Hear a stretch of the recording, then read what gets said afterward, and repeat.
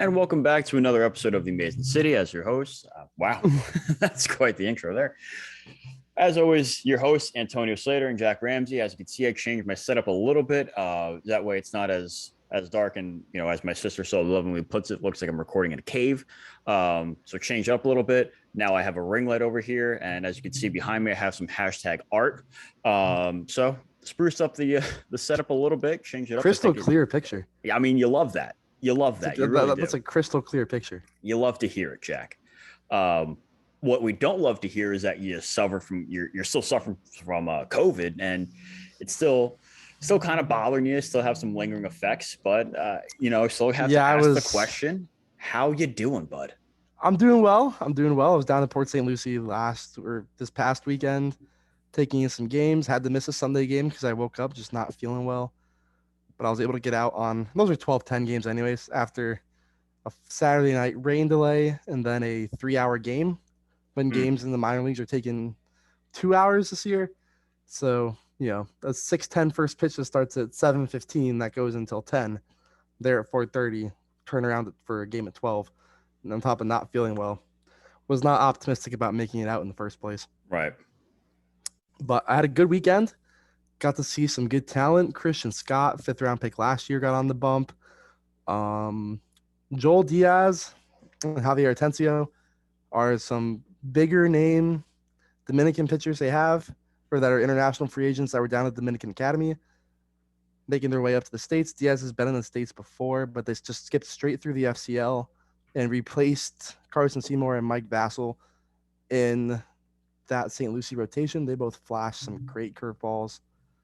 They're younger guys, 20 and 19, I believe, for Tencio and Diaz respectively. So, commands can be a little bit of an issue, but it's impressive. It's impressive some of the arms they have down there to already have breaking pitches as good as theirs were.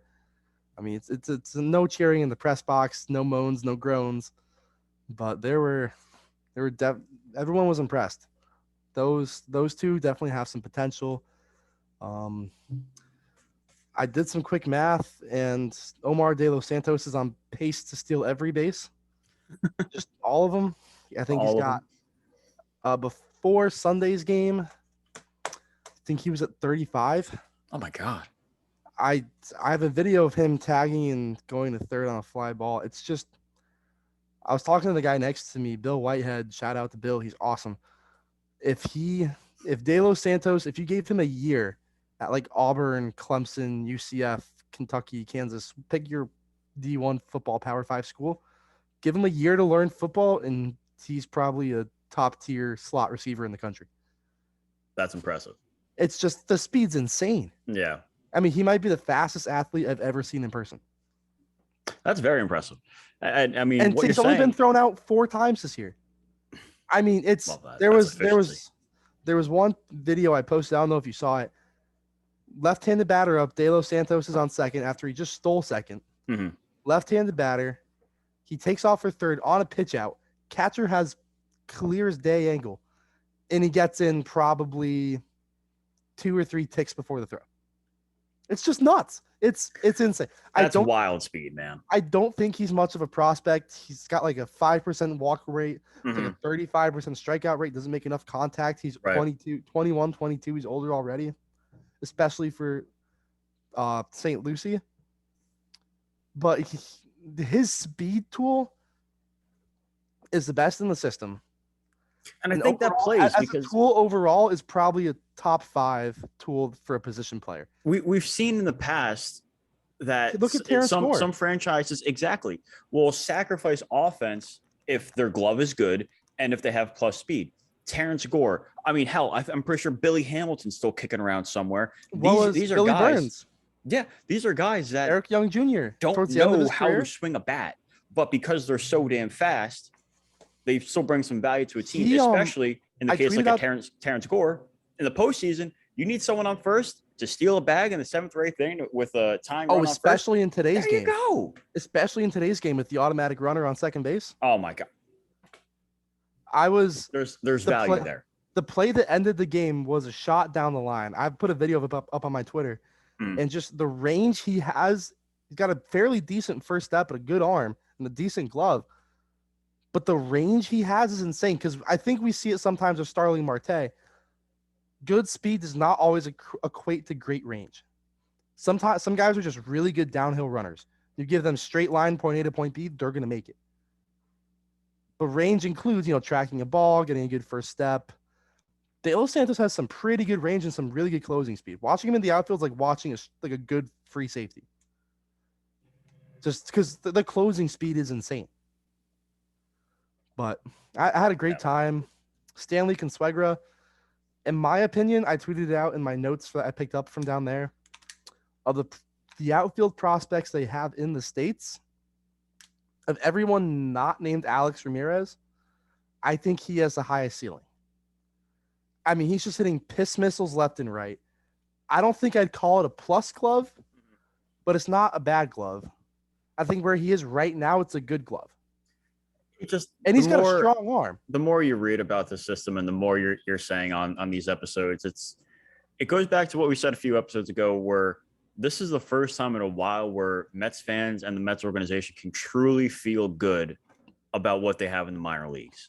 Where, sure, it might still be a little top heavy, but once you get down to the medium and even the bottom half of the top 30, even beyond that, there's some good quality guys there that can bring some value to this team down the road. And for quite some time, you haven't been able to say that. This is an organization that's been relying on bringing in veteran guys on minor league deals, stashing them in AAA, and then hoping they turn out to something. They haven't, but I think the best run teams, for the first time, we have some depth in all levels of minor leagues. I think the best run teams find a good mix of that. Oh yeah. I think the best example is how Syracuse started their outfield this year. Mm-hmm. You have two legit prospects in Lee and Plummer, and you're able to work in veterans like Palka too. Right. Who's having a good year and performing up, and if he hadn't failed his MRI, would have been called up instead of Dom. Right. So I think the best run teams have a really solid mix of that. And I think there's going to be some guys moving up through the Mets system on both sides of the ball. I think all you can really ask for guys that aren't high-end prospects are to be good 40-man depth. Oh, yeah. When you get to the Vassals, the Keyshawn Askews, the Carson Seymours, the Jose Budos, the Jose Chacins, as they move up through the system, these guys are depth. Yes, but you need that. And we're seeing that right now, which I think is a good segue that I wanted to make as we look back at this past Marlins series. Guys like David Peterson, that blunder in Milwaukee aside, where he was basically set up for failure. Where would the Mets be without a guy like that? Right. I mean, I know Scherzer's got his rehab start today, and we'll talk about that in a little bit. For sure. But where would the Mets be without David Peterson and his low 3 ERA? Without David Peterson and Trevor Williams, the Mets might be in second or third place. I don't know about definitely not third place, but because the thing is, Peterson and Williams performed well against Philly. Oh, absolutely. 100%. But those might be games that Philly picks up instead. If you're, no offense, running out Robert Stocks and Jared Eichhoffs. Right. If you're running out, right. If you're running out veterans that you're picking up for cash and just off the waiver wire that were just sitting there anyway, you're probably losing those games. So your lead over Philly, lead over Philly instead of 8.5 might be 2.5. Right. You might be 2.5 up on Philly and 2.5 back on Atlanta. It's possible. I still wouldn't say that they might be in third place. I might say they might be tied for second with Atlanta, but going back to your point, I don't know where they are without him. Exactly. Him, Trevor Williams. I mean, to a respect, Tomas Nido. Right.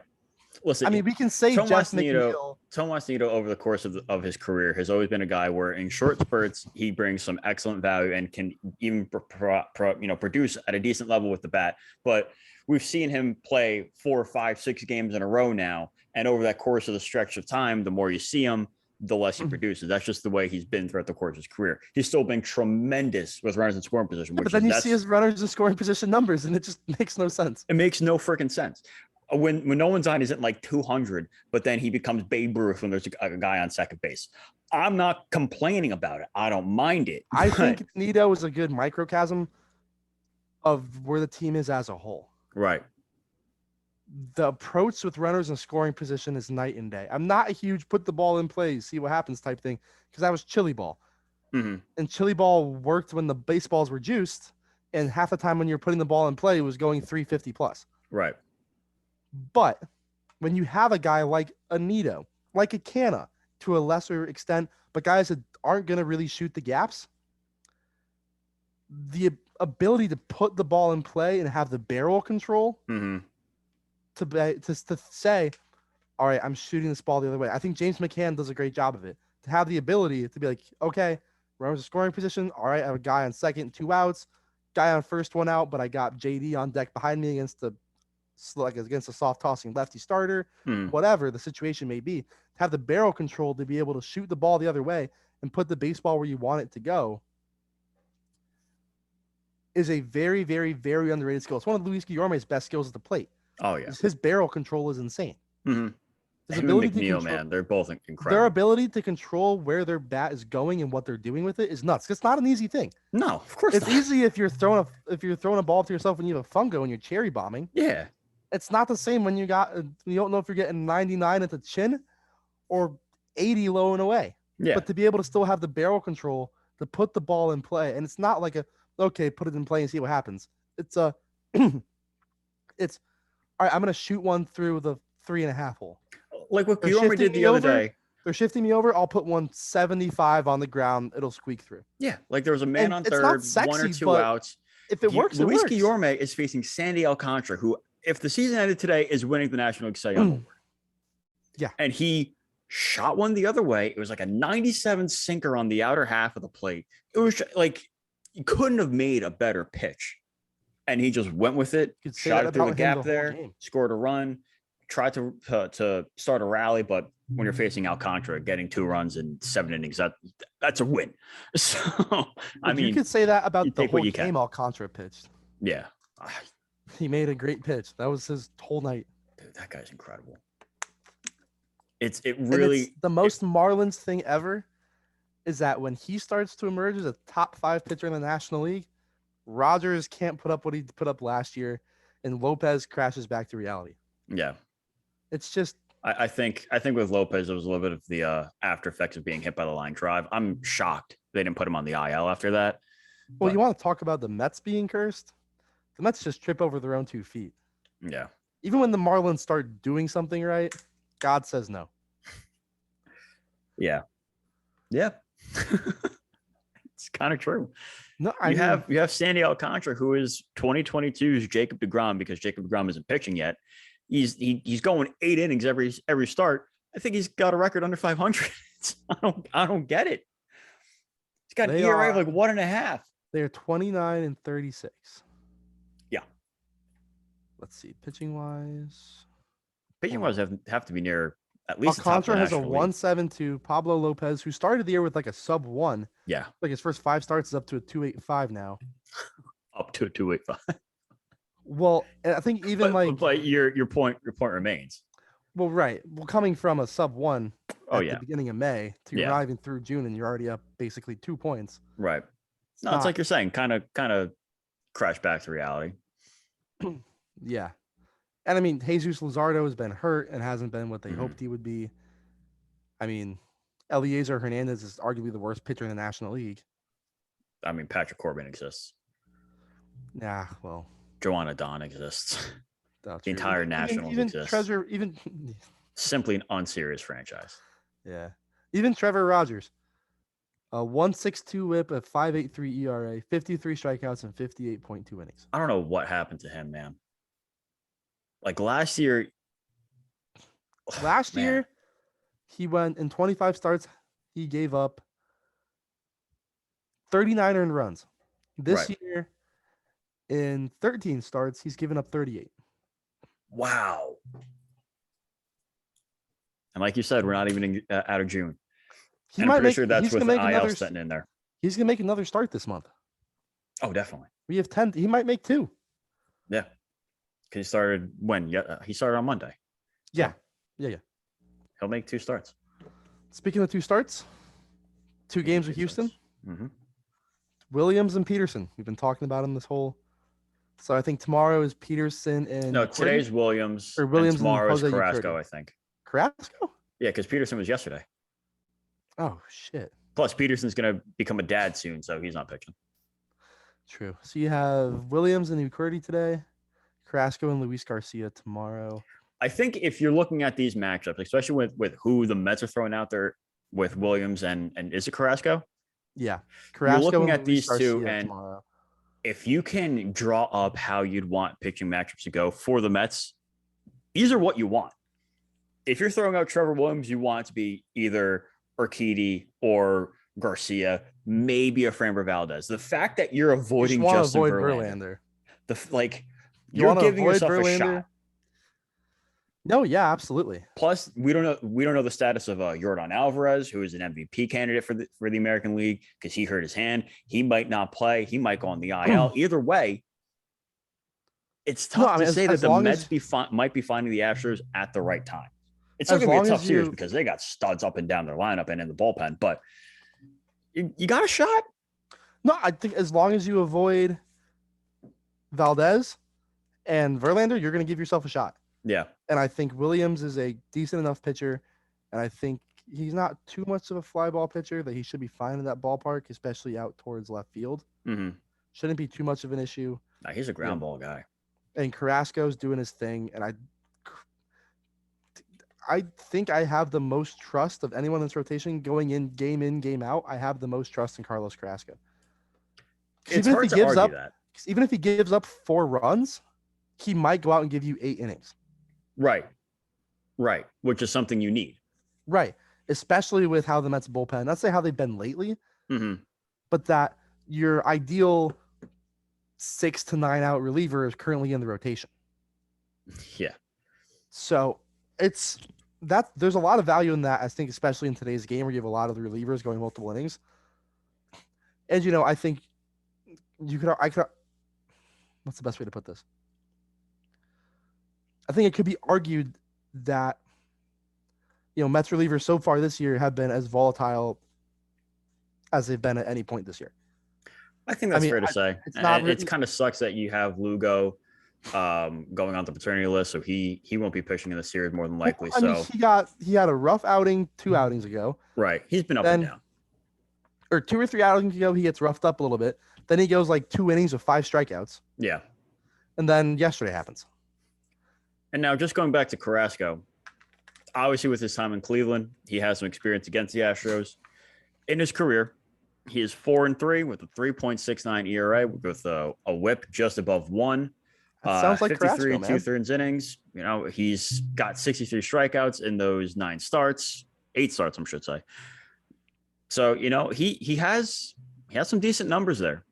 He has some decent numbers against this team, and a lot of guys that he's faced throughout his career are still on this Astros team because they like to keep the guys there, which I've always appreciated. I blame him. You have Springer and Correa who have left, but they got the bag. So what are you gonna do?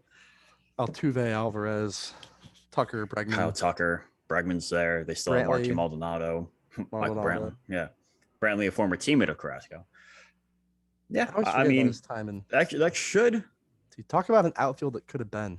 Oh my God! Imagine Pete, Grady, Sizemore with Brantley when he was coming up in Cleveland, 2014, 2015. Man, can you imagine a team that had Carlos Carrasco, Michael Brantley, and Francisco Lindor on the same team?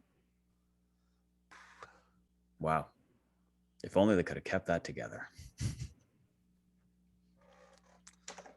So from Houston, we go to in Miami. Surprised I'm not at that series, to be honest. That's a 3-game set, right? Because it's the 2 games off Thursday. 2 games off Thursday, 3 games in Miami, then off again, then home for Houston. But after Houston is when they get that stretch where they get the Cubs, the Rangers, Reds, Atlanta. You go to Atlanta. Right. But your schedule definitely lightens up, and it gives you a chance to kind of expand get the lead back to where it was, because Atlanta, and listen, I'm not going to knock Atlanta for beating the bad teams. They beat bad teams because you're supposed to beat the bad teams if you want to contend. You can only beat who's on your schedule. You play your schedule. I get it. Is it annoying that you see that the Mets play the Dodgers for like 19 games straight, and then you see that Atlanta's playing Oakland, Pittsburgh, Miami, the Reds? Yeah, it's annoying. It's frustrating, but guess what? The Mets are about to enter that stretch. It's like we've said before. You play your schedule. You take care of the bad teams, and then when they face the good teams, let's see what happens. They walked off the Giants yesterday 2-1, but I mean, They have three more with the Giants. They scored 2 games. They scored 2 runs, I should say. I mean, their next stretch is tough. They have tough. 3 more with the Giants, 3 with the Dodgers. They go to Philly, go to Cincy, 4 with the Cardinals, 3 with the Nationals, 3 with the Mets. Right. So you have 2 kind of easier series in there. Right. But you have the Giants, the Dodgers, the Phillies, the Cardinals, and the Mets. I was watching MLB Network last night. I think they said like 14 of the next 17 games are against teams over 500. So now's kind of the time. Up until the break, they have 1, 2, 3, 4, 5, 6, 7, 8, 9, 10, 11, 12, 13, 14. You have 16 more with teams over 500 before the break, 7 with teams under. There you go. And as for the Mets, I don't know exactly. You have the Cubs for sure. Or after this Houston series, you go Miami, Houston, Texas, Cincinnati, Atlanta. Hold on, I lied. You go in Miami, home for Houston, home for Texas, in Cincinnati, home for Miami, at Atlanta, at Chicago. So you only have 1, 2, 3, 4, 5, 6, 7 games against teams over 500. Yeah. And 1, 2, 3, 4, 5, 6, 7, 8, 9, 10, 11, 12, 13, 14, 15, 16, 17. The exact opposite of Atlanta. Right. Atlanta has 6 under, 17 over. The Mets have 6 over, 17 under. Right. So and your lead's at 5.5 right now. And I think just to be, because Atlanta's shown they're putting it together, they're figuring it out. We knew they weren't going to do this all year. Right. We knew they weren't going to be sub 500 getting their tits lit all year. No, of course not. Of course not. If you can add 3-4 games going into the break. And this is another thing that we said was so pivotal before that West Coast trip. At the time, I think it was a 10-game lead. 10.5. And yeah, 10.5. Thank you. And we said, we were right here saying that after that trip, if you can keep it within 5 or 6 games, you're in a damn good spot. And guess what? They did exactly that. I think ultimately, just looking at how the team is played, the way they're playing, and who they're playing with, they're in a great spot. Oh, my God. To be in this spot, no McGill, no DeGrom, no Scherzer, no McCann, no Trevor May. I mean, you're down 5 of the important guys in your team. Offensively aside, James McCann's one of the best pitch framing catchers in baseball this year. Correct. So to lose that is a big loss. Mm-hmm. Then to replace it with the guy who's a below average defensive catcher in Mazika, that's a loss. I forgot that's a who big it was. Loss. It was either Britton or Heyman. I forgot who it was. Someone said that Nito's been Nito. He is what he is. But they do miss the fact with that McCann. Yeah, James McCann has like a 2.64 ERA when they use him as a catcher. And I mean, part of that is Scherzer and McGill. Yeah, they get hurt. They all get hurt at the same time, but still, there's value there. No, the Mets still have the second best run differential in the National League, right? To only the Dodgers, who have I'm convinced after 3 days into the year they get to their plus 100. It's possible. Then they just chill there for the rest of the year. You look at where the Mets are, and like you said, they're in a great spot given how they're playing, who they're playing with, and just overall what they're doing as a cohesive unit. But I hate to sound like beat the dead horse here, but they're doing this without DeGrom, without Scherzer, without McGill. Nimmo, Lindor, and Alonso have all been playing hurt at some point during the season. Marte missed some time. On the Mets right now? What's that? They are tied for the league lead in batting average at 261. The second best OBP the best OBP at 334. So they're getting a guy on base an inning. Right. And they are bottom 1, 2, 3, 4, 5. They strike out the 7th least of any team in baseball. That's what you need to do, man. So you're getting base hits. You're putting the ball in play and it's working. You're taking your walks and getting on base. Granted, they're getting hit by an insane amount of pitches. Right. They're on pace to break the all-time record, but you're not going to bitch and moan about that. No, I mean, as long as no one's getting hurt, who gives a shit? Correct. A free pass is a free pass, and you're not striking out. Mm-hmm. And I think in today's game, where teams are a little more willing to sacrifice defense for offense. Yeah. I mean, we see it with the Phillies. If the Phillies were a half-decent defensive team, they're probably better than Atlanta. Yeah, then this becomes you could argue the Phillies bullpen and defense has cost them 3, 4, 5 games already. Minimum. At the minimum. It cost Girardi his job. Right, exactly. So you're not striking out, you're putting the ball in play, you're taking your walks. Yeah.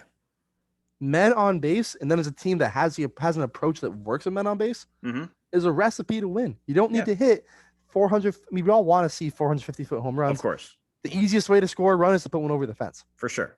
But if you're not going to have the total, I mean, they're still, I think they're 8th in the National League in slugging. That's fine. Or 8th in baseball, which is fine.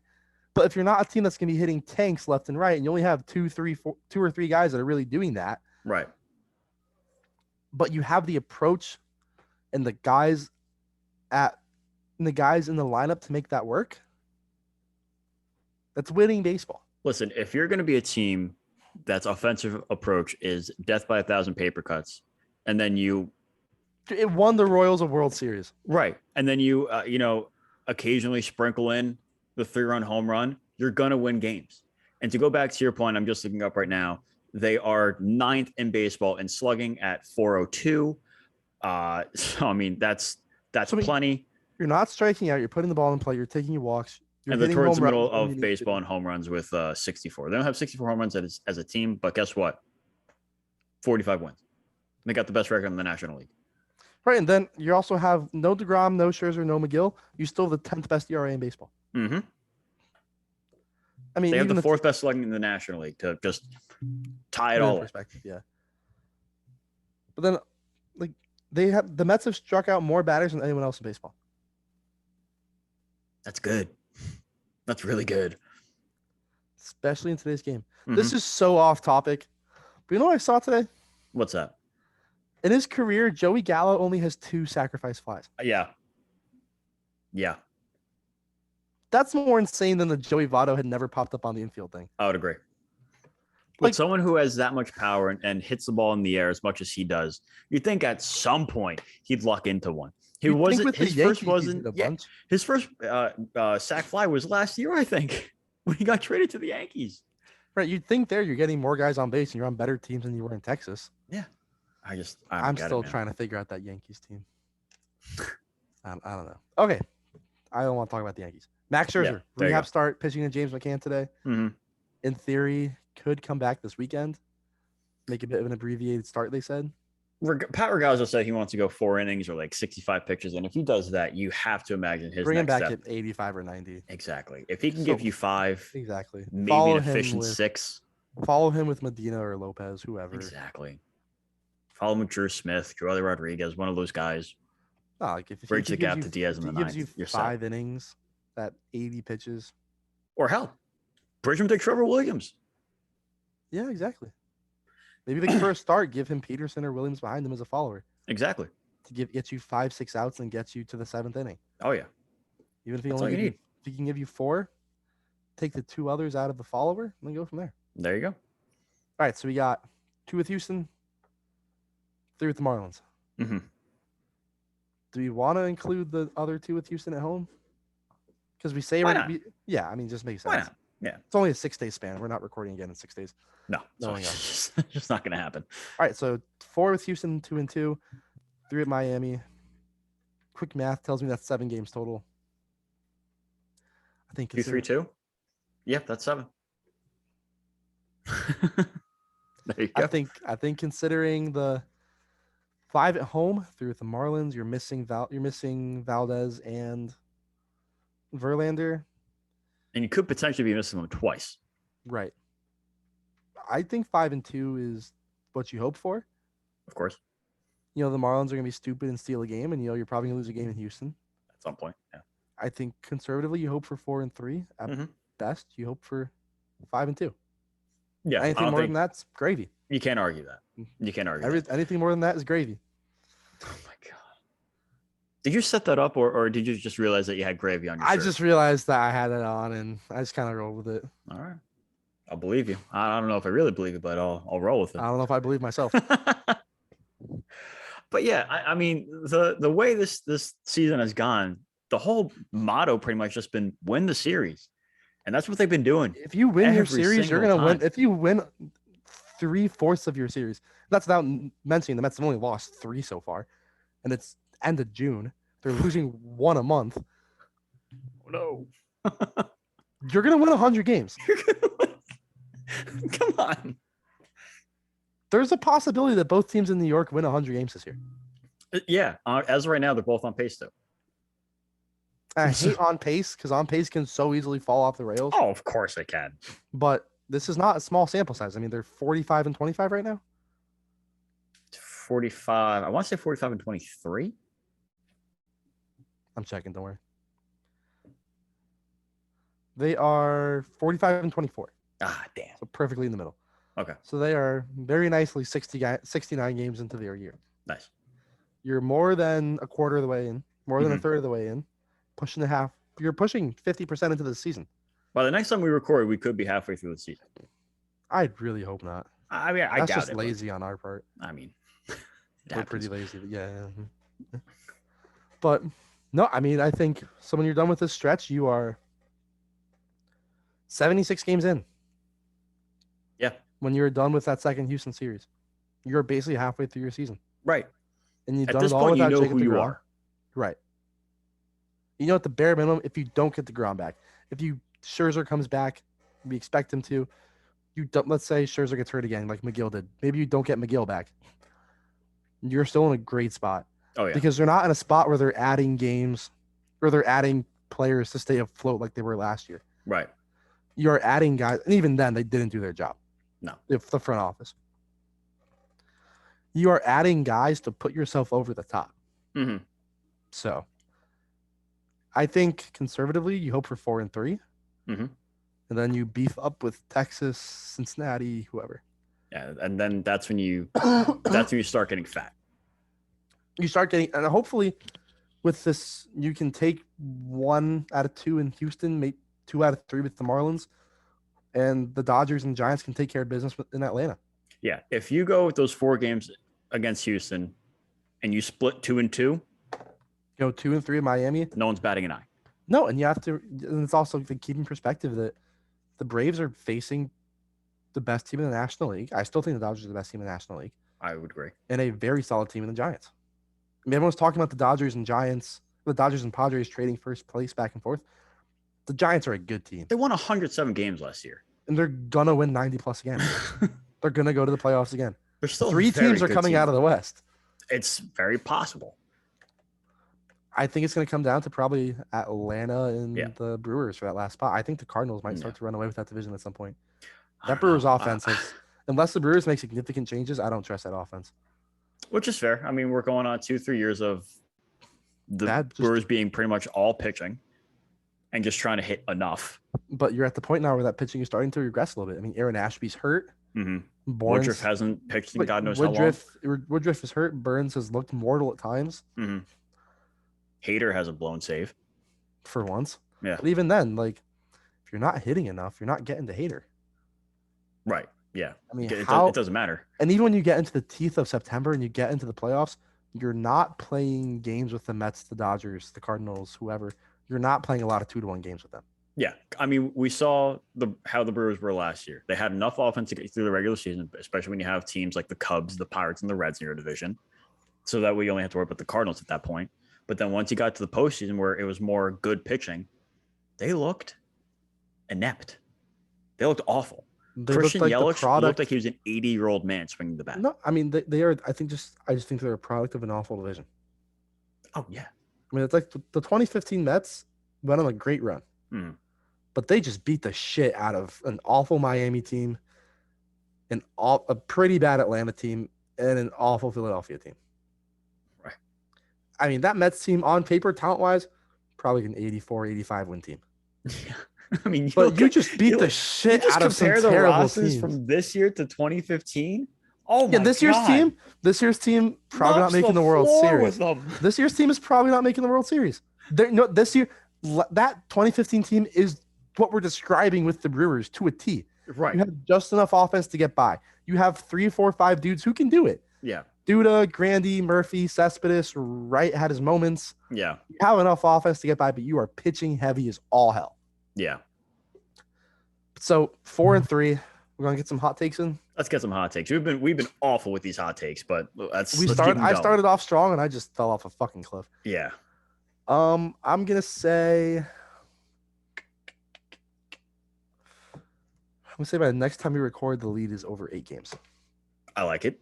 I just don't know. 7 games in a row with the Dodgers and Giants. Mm-hmm. Well, because No what, it's days. 5.5 games right now. So they need to improve 2.5 games, and we'll call it a week.